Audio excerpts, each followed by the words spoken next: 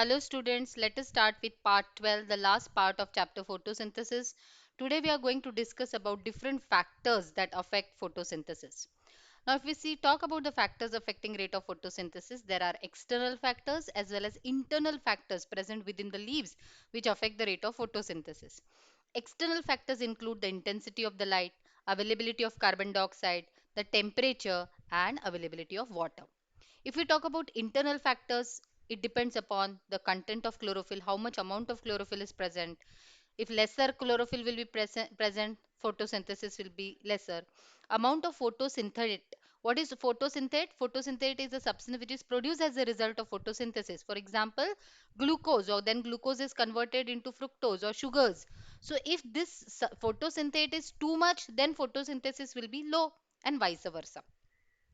Even distribution of stomata affects the rate of photosynthesis. If these stomata are deeply sunken or they are present lesser on the upper surface, dorsal surface, low on the ventral surface, it also, or even distribution, like how sparse they are or how dense they are, this affects the rate of photosynthesis. If there are more in number, more photosynthesis will occur. Now, what is law of limiting factors? According to Blackman's, the factor which is minimum can decide the rate of photosynthesis. Now, we saw that there are different types of factors affecting photosynthesis. It can be light, carbon dioxide, temperature, water. Whatever factor is less, that factor is responsible for limiting the rate of photosynthesis or deciding whether the photosynthesis will happen or not. Again, I repeat, factor which is minimum, which is less, it decides whether the rate of photosynthesis will occur or not. The rate of process of photosynthesis is controlled by the pace of slowest factor. For example, suppose you are ample of carbon dioxide is available in nature, ample of light is available, you are placing it in proper temperature, but suppose your water availability is very less. So in this factor, which is the minimum factor? Water. So this forms the limiting factor. It will not allow photosynthesis to occur. Whichever factor is least will affect the rate of photosynthesis. This was proposed by Blackman.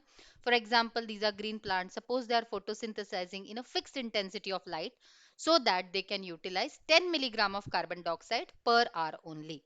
So what is, there is a fixed intensity of light. How much carbon dioxide they are able to fix in an hour? 10 milligram of carbon dioxide. Now suppose we are increasing the concentration of carbon dioxide. Suppose from 10 we have increased to 20 mg per hour. What will happen to the rate of photosynthesis? It will increase initially. But again, suppose you increase the concentration, suppose you increase this concentration of carbon dioxide to 30 mg per hour, it will not increase the rate of photosynthesis, because who is acting the limiting factor here? The light intensity. Because we did not increase the light intensity, it is same as compared to available carbon dioxide, it is less, so that is acting as a limiting factor. Thus in this case, light becomes the limiting factor. Under such circumstances, the rate of photosynthesis can be increased only if we are increasing light intensity. Initially, light and carbon dioxide are at par. Then slowly we are increasing carbon dioxide. Initially, photosynthesis will increase. But if you keep on increasing carbon dioxide, photosynthesis will not increase until and unless you bring the light intensity at the same level. So I hope you have understood law of limiting factors. Again, same example. Suppose on x-axis we have taken the intensity of light, on y-axis the rate of photosynthesis. As the intensity of light increases, the rate of photosynthesis increases. Now suppose concentration of carbon dioxide is low, concentration, the amount of temperature is low, what will happen? Photosynthesis will stop. Now suppose concentration is of carbon dioxide is also high, light intensity is also high, then again the rate of photosynthesis will increase. But now temperature is low, so here it will become constant. Whatever is low is acting as a law of limiting factor. Here who is acting as a limiting factor? Lower temperature. Suppose you are giving high concentration of carbon dioxide, high temperature, then photosynthesis will increase, but only at the norm optimum level. Because what happens at higher temperature, enzymes are killed, they are denatured. So, or even at higher concentration, it causes toxicity in the cells. Therefore only at an optimal level photosynthesis can take place. Light light supplies energy for the plants. We know, we have studied the entire process of photosynthesis. Maximum photosynthesis occurs at which light? The red and the blue light, isn't it?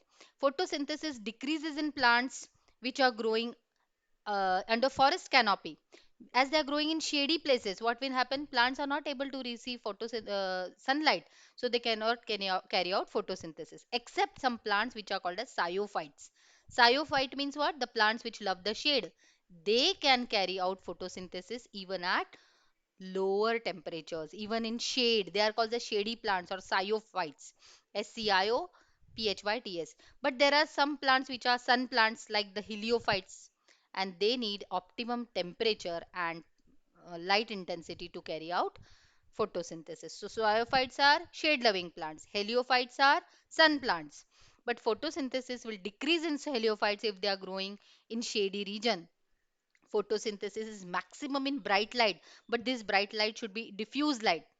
It will decrease with stronger light, but if you increase the light intensity, it will decrease, and also in low intensity. So always remember, students, at optimum light, photosynthesis will occur. If you are increasing the light intensity, no photosynthesis. If you are decreasing the light intensity, no photosynthesis. Photosynthesis always takes place at optimum light.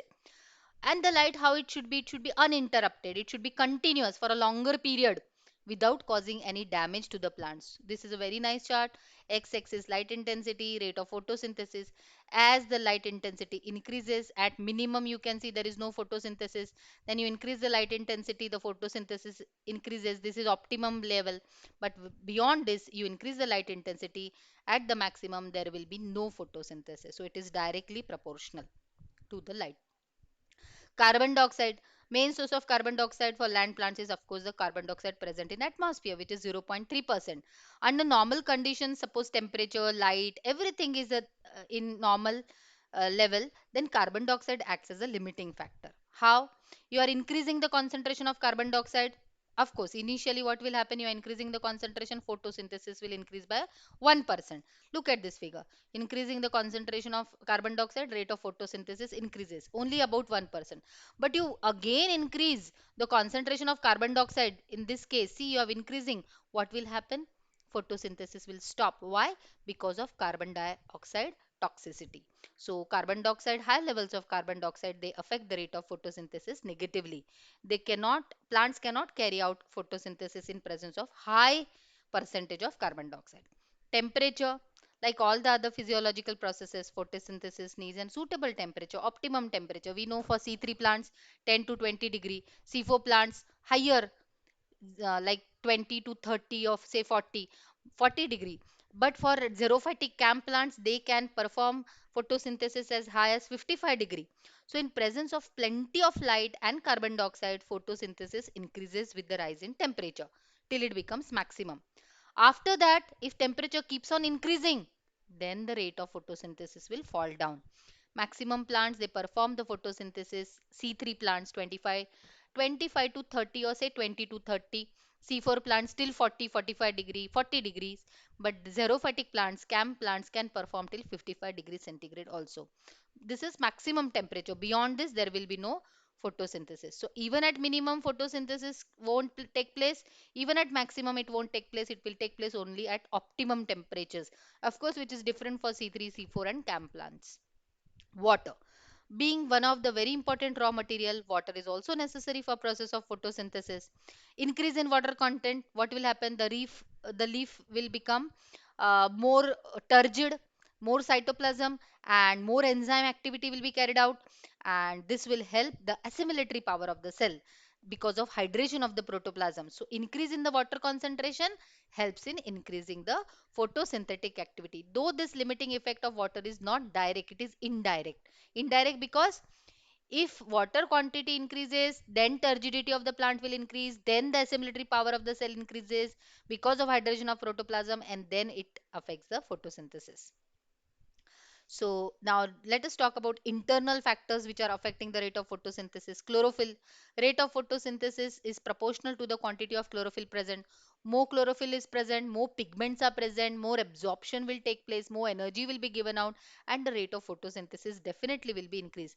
This is specially to be thought about the variegated leaves. Many leaves you see, they have chlorophyll pigments at some places, and at some places they are variegated, they have dots. So in them the photosynthesis will be less. Chlorophyll merely acts as a biocatalyst, and hence a small quantity is quite enough to maintain large bulk of reacting substances. Final product in photosynthesis reaction is sugar, and its accumulation in the cell slows down the process of photosynthesis. Photosynthate, I had already told you. What is the product of photosynthesis? Sugars. Sugars are stored in the plants in the form of starch. If there is already lot of sugars, lot of starch, then this is large number of photosynthate is present. Photosynthesis will be less. If photosynthate is less, photosynthesis will be more. Inversely proportional. Thickness of cuticle. If the cuticle is thick, of course, then what will happen? Lesser carbon dioxide will enter and photosynthesis will be low. Epidermis of the leaf, which is the covering, even if it is thick, lesser photosynthesis will take place. Other internal factors which affect photosynthesis are, I told you about cuticle and epidermis of the leaf, size and distribution of intracellular spaces, right? Distribution of stomata, this also we have discussed, and development of chlorenchyma. More chlorenchyma cells, more chlorenchymatous tissues, more photosynthesis. One factor, one more important factor is about oxygen, which is of course an external factor, not an internal factor. Students always remember, if there is more oxygen in the atmosphere, the plants will carry out photorespiration, and thus it is affecting inversely to the photosynthesis. More the oxygen, oxidation takes place, photorespiration occurs, and photosynthesis rate is decreased. So it cannot be a limiting factor. So I hope you have understood everything about photosynthesis chapter. If yes, please do like, comment and subscribe and share the video. Thank you.